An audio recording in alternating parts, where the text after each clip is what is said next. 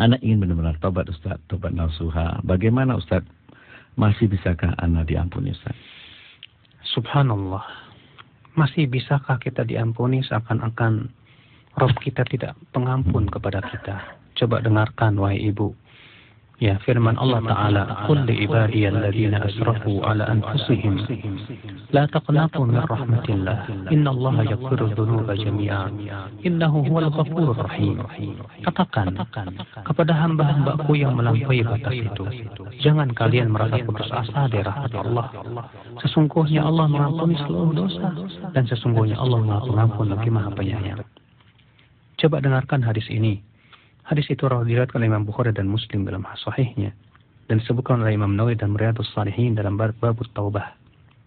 Kata Rasulullah SAW, "Qad kana fi man kana qablakum rajulun qatala 99 nafsa." Dahulu ada seorang laki-laki yang sudah membunuh 99 jiwa. Fasa'ala an a'lami ahli al-ard. Lalu ia bertanya kepada orang-orang tentang orang yang paling alim di muka bumi ini. Fadulla ala abidin. Lalu ia pun ditunjukkan kepada seorang ahli ibadah namun bodoh. Lalu ia berkata, "Innahu qad qatala 99 rajulan." Ya, ada orang sudah membunuh 99 jiwa. Fahal lahu min taubah? Apakah ia masih punya pintu taubat? Kata orang ahli ibadah ini, tidak ada. Lalu dibunuhnya ahli ibadah ini, fakammala biha mi'ah. Sehingga 100 jiwa sudah dia bunuh sempurna. Tapi orang ini masih tetap ingin taubat kepada Allah. Fasa'ala an a'lami ahlil ard. Dia pun bertanya lagi ke orang tentang orang yang paling alim di muka bumi ini. Fadulla ala rahib. Kali ini ia ditunjukkan kepada seorang ulama. Lalu ia berkata kepada ulama itu, "Innahu qad qatala nafsan, imi'atan nafsan." Ya, ada orang yang sudah membunuh 100 jiwa. Fahal lahu min taubah? Masihkah ada pintu taubat? Maka si orang alim ini berkata, "Faman yahulu bainaka wa baina taubah?" Apa yang mencegah kamu untuk bertaubat? Pergilah kamu ke suatu tempat di sana, beribadah di sana banyak orang-orang saleh. Fa'budillaha ma'ahu. Beribadahlah kepada Allah bersama mereka di sana, dan tinggalkan negeri kamu yang rusak itu. Rupanya si orang ini memang ingin taubat kepada Allah. Dia pun pergilah. Namun di tengah jalan, malaikat maut menjemput dia. Ajal menjemput dia. Apa yang terjadi?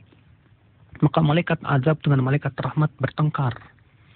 Malaikat rahmat berkata, "Innahu ja'a muqbilan ilallah." Dia datang untuk bertaubat kepada Allah. Sementara malaikat azab berkata, "Innahu lam ya'mal khairan qat." Dia belum pernah beramal sedikit pun juga. Lalu kemudian, ya Allah pun mengutus seorang malaikat dengan berbentuk manusia.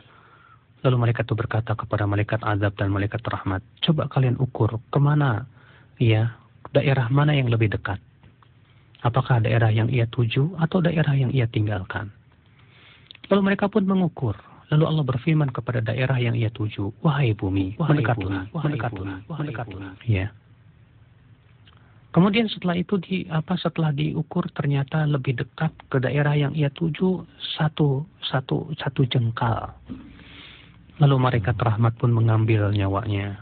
Allah pun menyayangi dia. Maka dari itu, ibu, ya, jangan kita suudzon kepada Allah. Semua dosa, selama kita minta ampun kepada Allah, pasti Allah ampuni dosa kita, ibu. Dan hadis yang sudah saya sampaikan juga tadi, ya, di mana dalam hadis qudsi itu Allah Ta'ala berfirman, "Ya ibna Adam, law balagat dunubuka ananas sama." Hai anak Adam, kalaulah dosa kamu itu sudah mencapai awang-awang saking banyaknya dosamu, tsumma astaghfartani ghafartu lak. Kemudian kamu minta ampun kepadaku dengan sungguh-sungguh, niscaya aku akan ampuni dosamu.